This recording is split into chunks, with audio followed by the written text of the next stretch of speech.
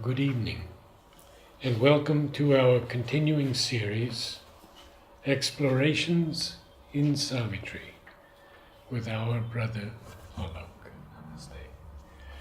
We are continuing Book 2, the Book of the Traveler of the Worlds, Canto 10, Kingdoms and Godheads of the Little Mind, and we are on page 256, just at the break, about halfway down, in the bright kingdoms of the rising sun. I was just thinking that this is so symbolic that last week when we stopped, it was before the day of the light, Yes. 25th December. Yes. And soon thereafter, it's the day of the rising sun. Wonderful. And we will end New Year with leaving behind the little mind and starting into the greater mind. So it's And happily, Yeah. Christmas night, we had Om Choir okay. So that's in Savitri Bhavan Yes. with candles held by everyone. oh wow. And this first will be again a Tuesday for Om Choir. Oh, So we begin the year with an Om an Om Choir. that's wonderful. So, before we proceed, just to put things in perspective, we see that in the little mind there are these three steps. The physical mind, heavily dependent on the senses, the data of the senses, tied completely to the whatever data is provided by the senses, and it cannot go beyond it. And then we have the vital mind, which goes into imaginations, and Shubhendu speaks of it as the red wild ass, which is jumping from here and to there. But in the process, sometimes it pitches a fork and hits something true and real. And then we have the rational mind. So, rational mind has a tendency to categorize things and classify them, to create some kind of an order. The problem is it creates a mental order which is very different from the divine order, because mental order is based on a limited understanding, a limited data, a limited field of observation. So it has all philosophies are born out of that, the need to create mental order. And one of them was last time I think we were talking about justice. So mental justice is somebody has done bad outwardly and therefore must get punishment. When you speak of divine, Shubhendu, when he was asked, he said, do you expect us to intervene in personal quarrels of the sadhaks? And Mother went one step further. She says, it is not a place of justice, it is a place of grace.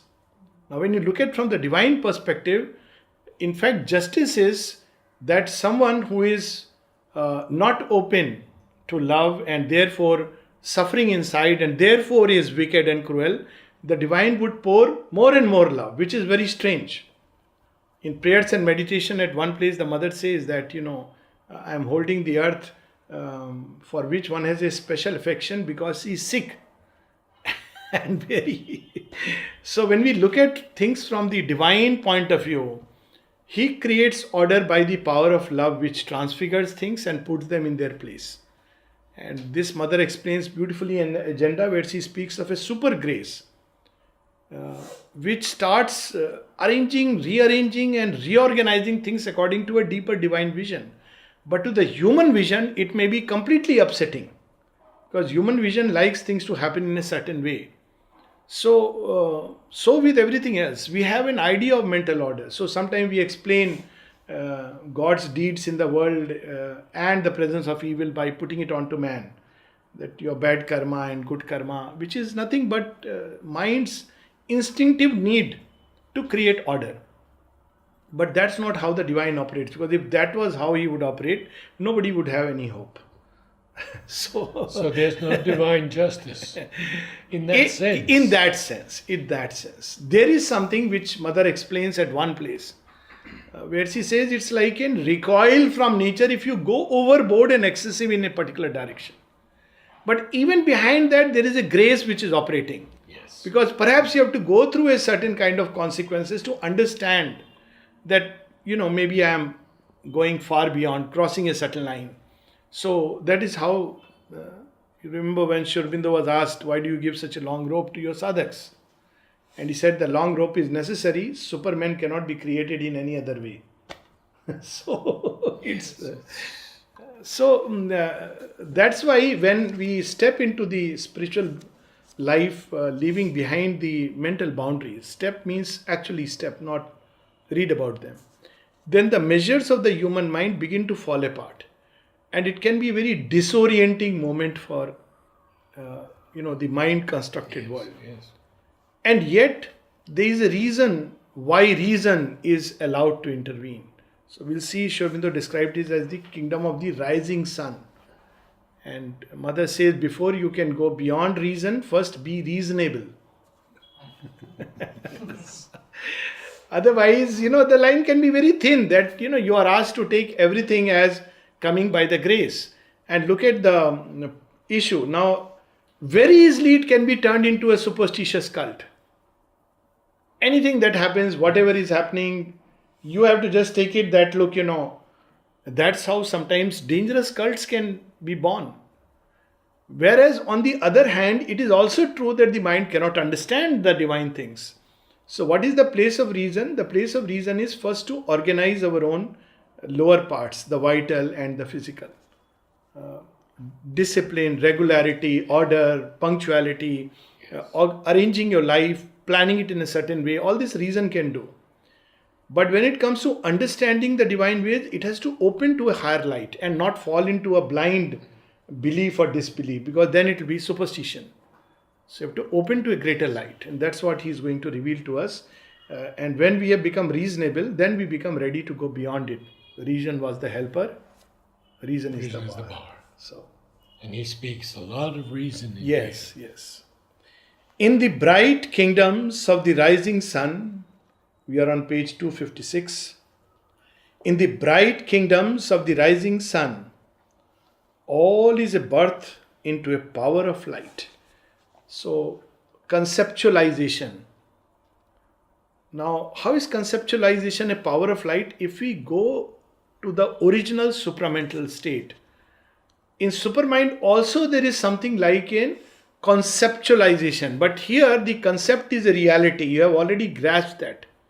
When Sri Aurobindo speaks of the three different powers of the supermind or gradations of supermind, you will see something of that is reflected even in our mental workings. Reason tries to go into the future and figure out. Reason tries to go into the past and understand it. So you have the apprehensive supermind, you have a comprehensive supermind. Mm-hmm. So all this, if we look at it, that it is they which get here and change into the human limited state, like imagination. Sri Aurobindo says imagination in human beings is actually the power of Maya, its human version. Therefore it is limited.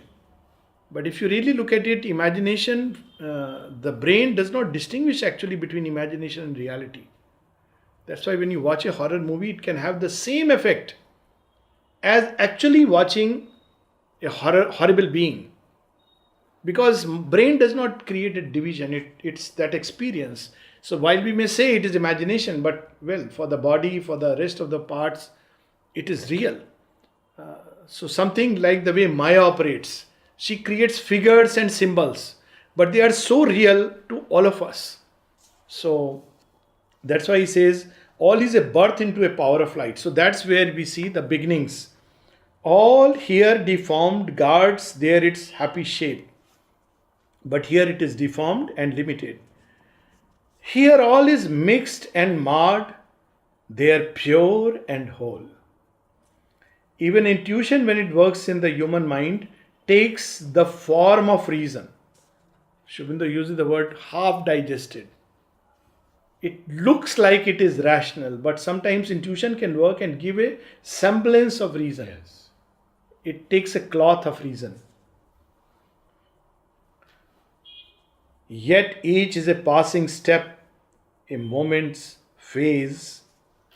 Awake to a greater truth beyond her acts, the mediatrix sat and saw her works.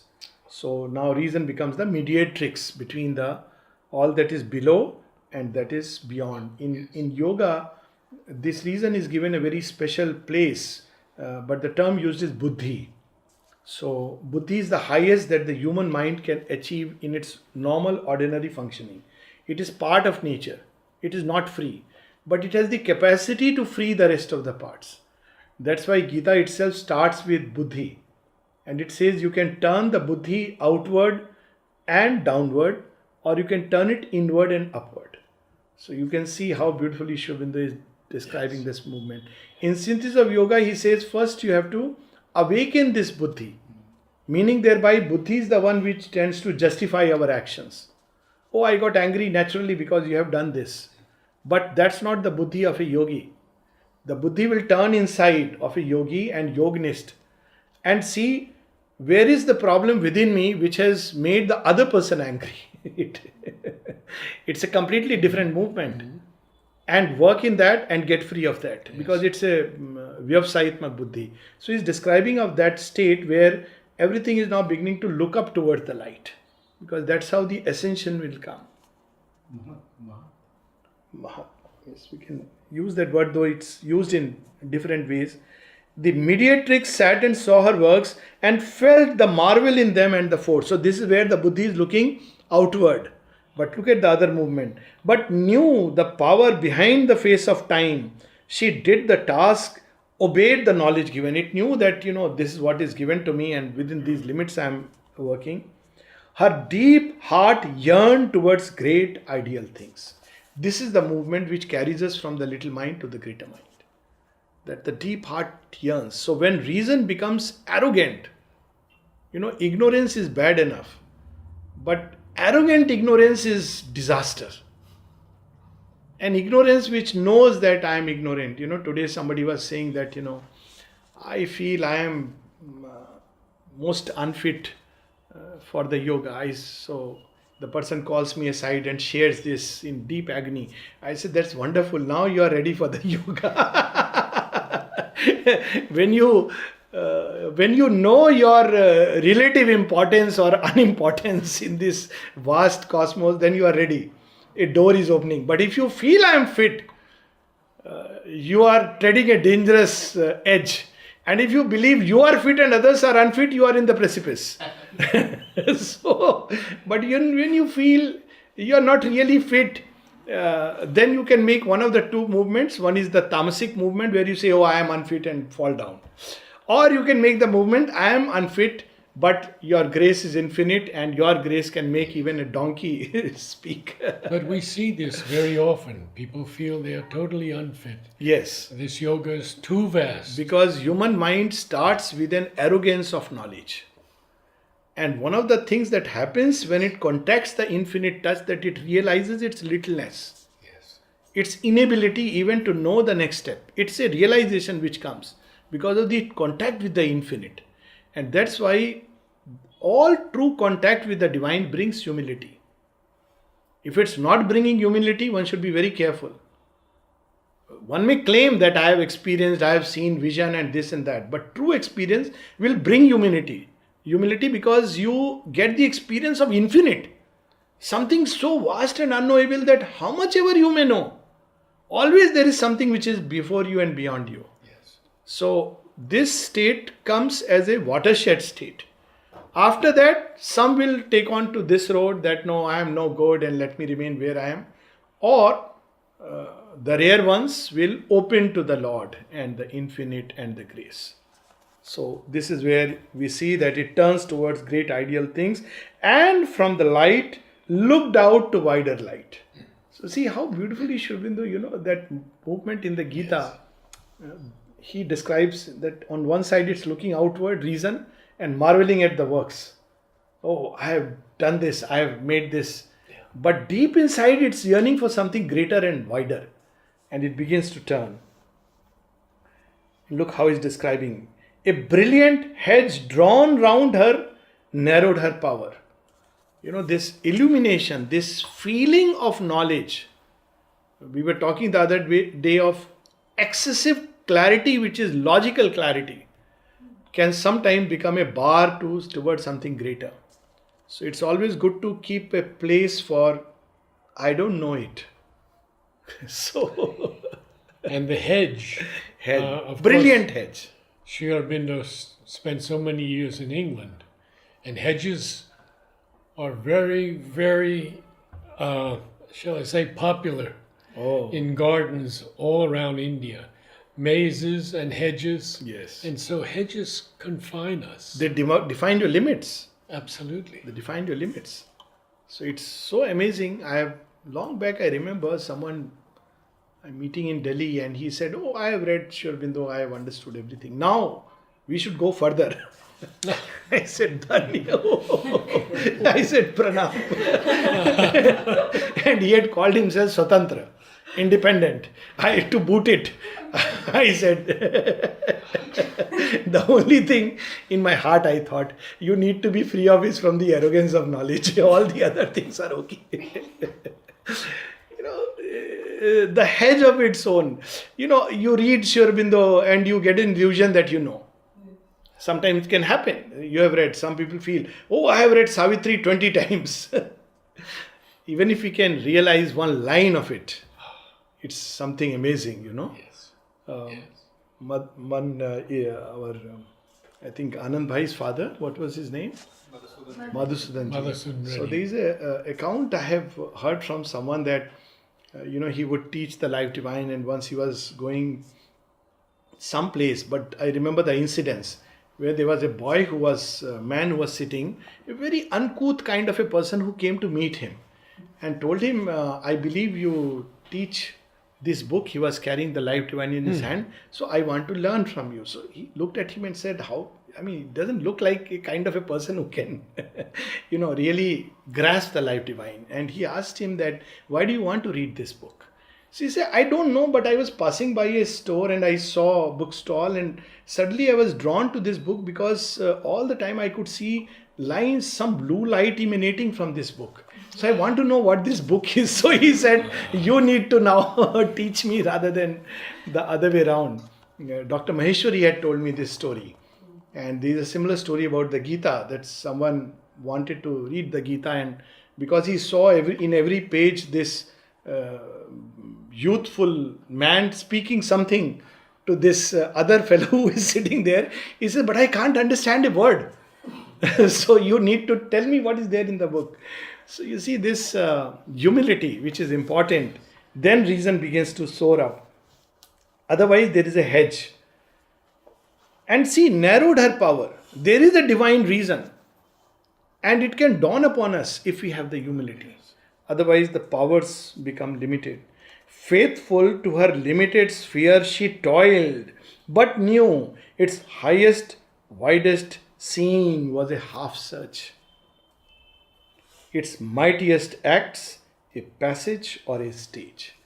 And this, I think, is the highest that reason can reach. Its highest word is agnosticism. I really don't know. Maybe there is something greater, but yes. I don't have the instruments or the faculties to understand or know. I would add gratitude to humility. Yes. Gratitude is so rare in human nature. Mother says, if you find gratitude, you must bow down because it's so rare. This flower which she has named it. And she speaks of it that in material life, it is the expression of the psychic. Yes. In material life.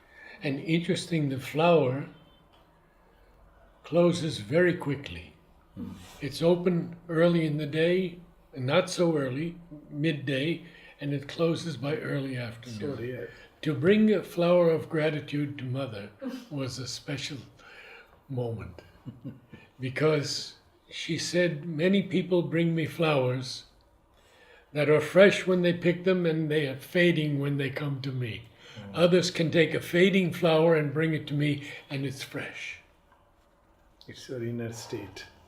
Yes. For not by reason was creation made, and not by reason can the truth be seen, which through the veils of thought, the screens of sense, hardly the spirit's vision can descry. So that's why reason, because God did not think and plan, okay, I'll do it this way, that way, that way. That's not how creation has been made. It has been made by an intuitive seeing, which is all comprehending. All the steps are there, but not in a rational way, the way human reason would want to understand it. So that's why human reason finds so difficult to understand God's ways. There is a very famous pad by Surdas, he says, of course, he puts it back to karma, karman ki gati nyari. He says, I would put it, strange are the ways of the Lord. And it says, Ujwal pank diye bagule ko koyal ke hi vidikari. You have given such spotless white wings to this kingfisher who is crooked. And to koyal, who has such a sweet voice, you have made her all dark. So, and he says that, Murak Raj karat hai. Pandit firat bhikari. The fools and the idiots are on the thrones of the world. And the knowledgeable ones, they are roaming like a beggar on the streets. So he says it's beyond comprehension what this world is. Because if you try to understand by reason, so he passes it on to karma, which is what ultimately, because nobody can question it. What happened 5 lives back is between you and the Lord. So it cannot understand the truth. Dimmed by the imperfection of its means, because the data is limited. Senses do not show many things which are going on behind. The little mind is tied to little things. Its sense is but the spirit's outward touch. Now this is interesting. Sri Aurobindo is not falsifying it. And it's the most outward touch of the spirit. Meaning thereby, actually through sense contact, you can arrive at the spiritual truth behind. And yogis do it. Sri Aurobindo would sometimes, or mother would ask for a photograph, and she would see a picture, and then she would go into the consciousness of the person, because it becomes a means to enter into the person's consciousness. Sometimes she would just let the person speak. It doesn't matter what the person is speaking.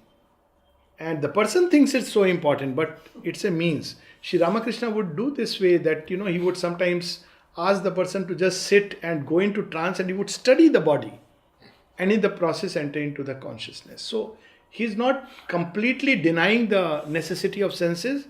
In gross matter, they have a function, but we should not stop there. We should not be glued to it. It's the first data. And through that data, you can, if you have the depth and the wideness inside, you can get into that state. And from there, it can again come back using the organ of speech. Up until the early 1960s,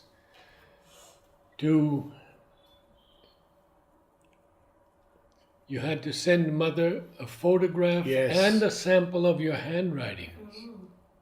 For darshan, Both. even for school admission, the photographs were required. Yes.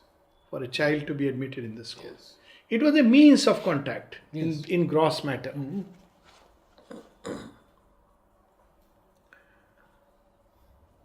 Its sense is but the spirit's outward touch. Half waked in a world of dark inconscience, it feels out for its beings and its forms, like one left fumbling in the ignorant night. So it's like somebody grasps something in complete darkness and says, oh, this is probably a table, or this is probably a rope, but actually it's a snake, like that famous story we read about it.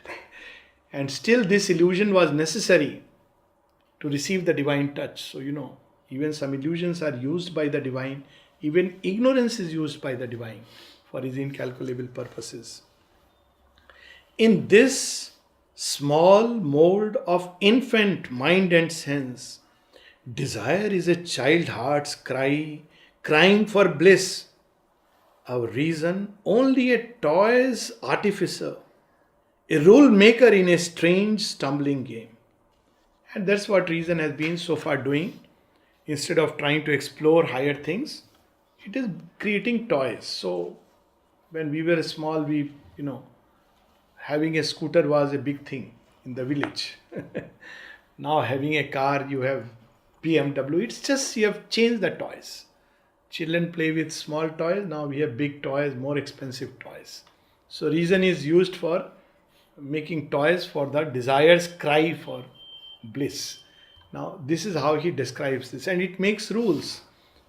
Rules means how the material energies work, how the life force works, what you should do, let's say to enjoy life. So it builds certain rules, and all of them at some point go tumbling down. But it believes that it knows all about the world, its structure, its patterns. But she her dwarf aids knew, whose confident sight a bounded prospect took for the far goal. So it knows, however, that look, any true use of reason, even human reason, tells you that don't just blindly trust whatever the senses are telling you. And in, let's say, in my practice of psychiatry, what I have learned over years, one of the things, don't take one person's one-sided view of things. And it's not about being good or bad. It's not about being judgmental. But there are at least two sides, and in each person there are 3 or 4 sides. So there are multiple sides to anything that is happening. So the aids of reason are the senses. And very often we succumb to it. Oh, I heard this about so and so. That's why mother was so much keen not to have gossip, because gossip means straight playing into the hands of falsehood. We believe what we want to believe. If you don't like someone and you hear not very pleasant things, the first thing is, oh, is that so?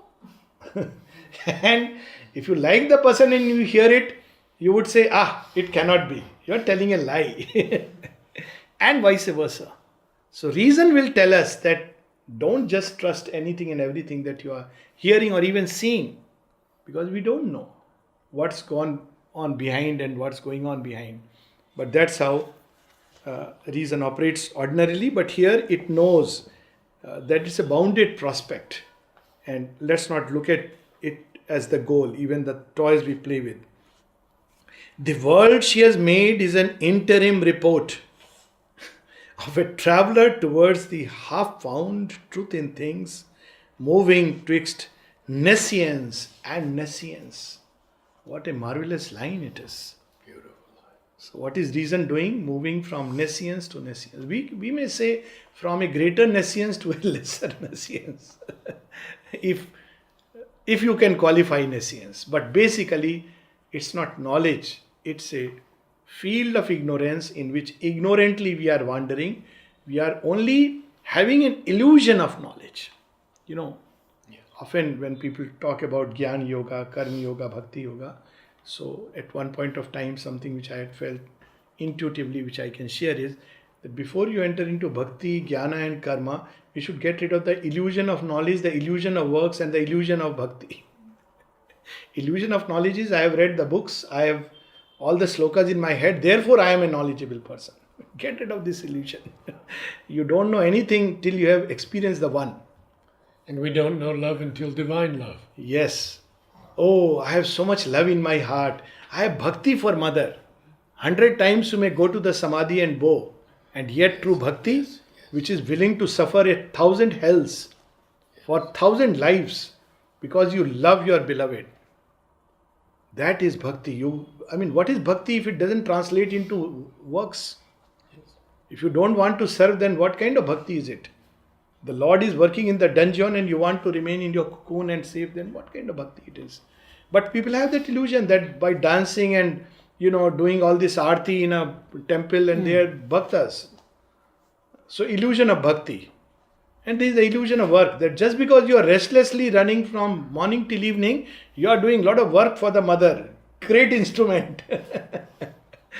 The mother can pick up even dust and turn it into the most beautiful diamonds because she is the mother.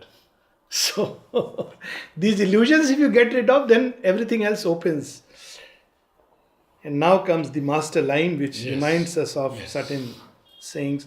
For nothing is known while aught remains concealed.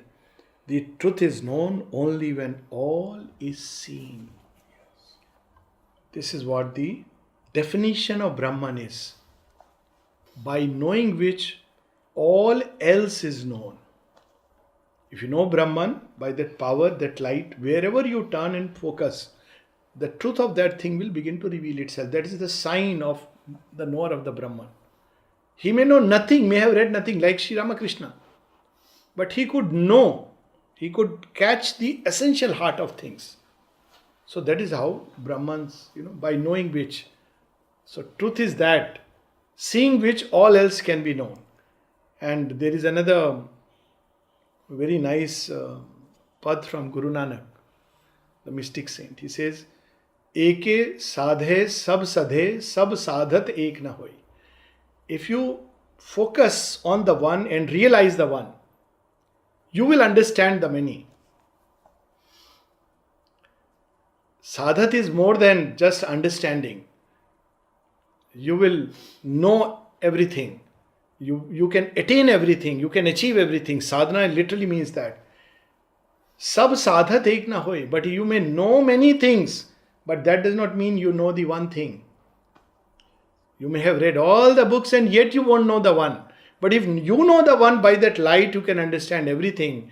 And all the great teachings will become spontaneously, they will appear in your heart. That is the eternal Veda, secret in the heart of every living creature. And these two lines for me vibrate with the mantric force. Oh, they are tremendously mantric. I'll read them again. For nothing is known while aught remains concealed. The truth is known only when all is seen. That's what Sri Aurobindo says. I want, in fact, there is a very nice passage in one of his early writings. It's from Essays Divine and Human, not one of the texts. You can search for it. What is it that I seek for, if not this? Because he says that the average Vedantin only touches the hem of God. And the average Bhakta dancing in ecstasy has hardly glimpsed the face. So he says, if I am not satisfied by these things, what is it that I seek? He says, I seek a light, and like that, there is a whole passage. Maybe if we get an opportunity, I'll bring it and read it. It's a powerful passage. It is there in the heart. It's there in the core.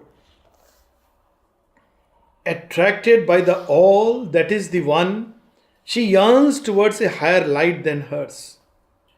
Hid by her cults and creeds, she has glimpsed God's face. So somewhere or the other, it is seeking for that light. And through these are the approaches it takes up. And through it somewhere touches. She knows she has but found a form, a robe. This was exactly what we were, talking about. Yes. Touching the helm of the transcendence robe. Somewhere through all these systems, philosophies, religions, cults, creed, somewhere it tries to get a glimpse.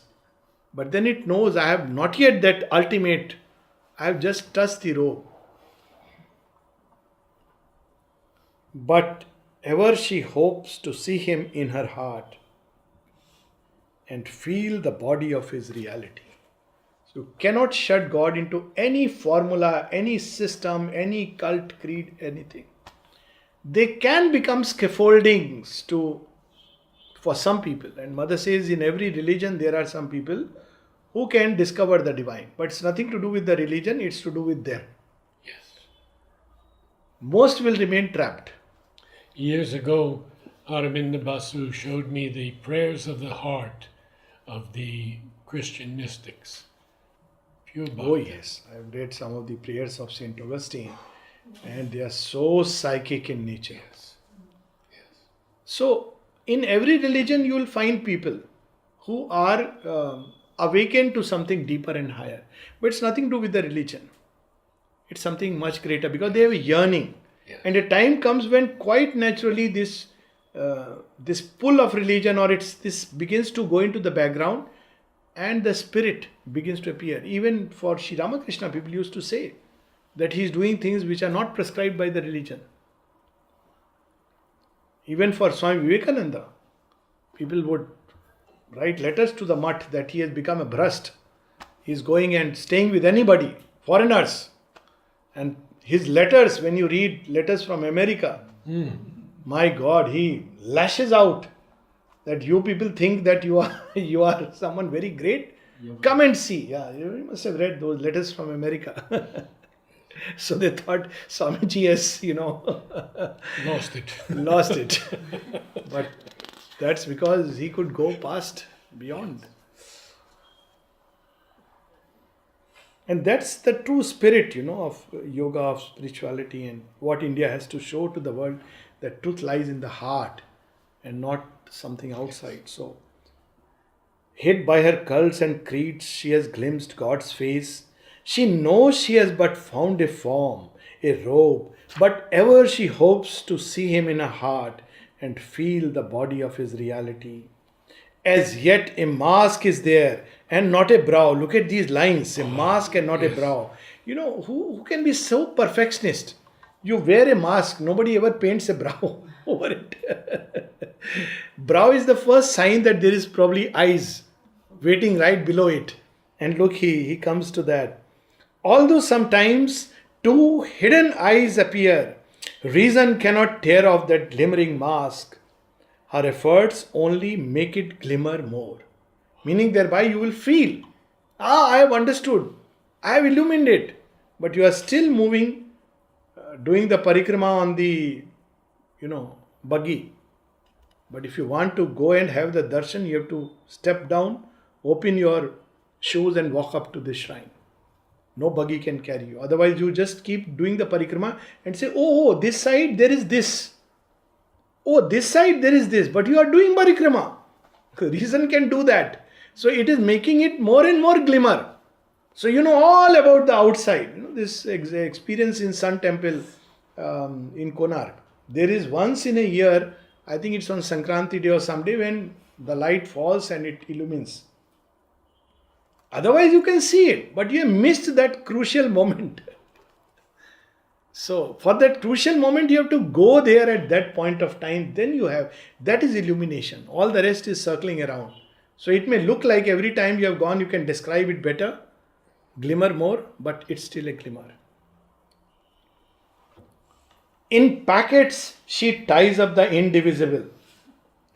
So beautiful. All the distinctions of man and, Shaivites and Vaishnavas. We have the Shakts and Vedantins. And hundreds of religions. Hundreds of religions. All these walls break down by the touch of the infinite. Before that majesty, glory of glories. Imagine somebody going, I remember reading one near-death experience of someone who goes and it's among those seemingly authentic experiences. So sees the being of light. And this being who is so-called died and yet has to come back, asks this being of light, by the way, which religion is the best? And the reply it gets it, frankly, I don't care. And it reminded me of one of Mother's experiences in Agenda, where each religion is showing her, giving her a dish. And she's seeing each of these religions like a small window through which you can see a patch of the sky. Bits and parts, and you are describing the sky. From your patch it is cloudy, from another patch you are seeing bright sky. And each is claiming to see the sky, and each is right, they are seeing the sky, but a patch. So each of them is giving some dish, and she says, I don't, it's okay, it's nothing great. So there is a man sitting in purple robe against a tree, and he is just taking his porridge, and he tells the mother, why don't you try this? So mother tries it, takes a spoon and says, this is delicious. Which is your path? And he says, I have no path. Very powerful. Beautiful. I have no path. The path is everywhere because divine is everywhere. I think we can close with 3-4 lines more. Yes. In packets she ties up the indivisible, finding her hands too small to hold vast truth. She breaks up knowledge into alien parts or peers through cloud rack for a vanished sun. This again, we are describing the same experience of the mother. She sees, not understanding what she has seen. Through the logged visages of finite things, the myriad aspects of infinity. One day, the face must burn out through the mask. So we must awaken the spiritual fire so that this face burns out through the mask.